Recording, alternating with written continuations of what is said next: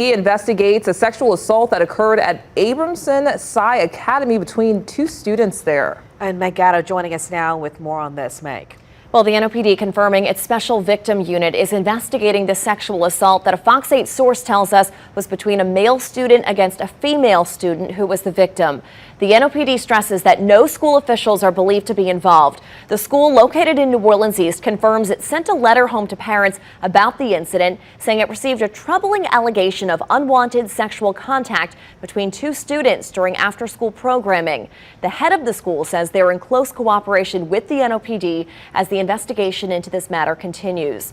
Now, the school would not provide us with any additional information about the alleged sexual assault or if it contacted the authorities after it happened. The school telling parents that there's a mental health services team available to students to provide support in light of this alleged sexual assault on campus. The NOPD says the investigation remains active and ongoing.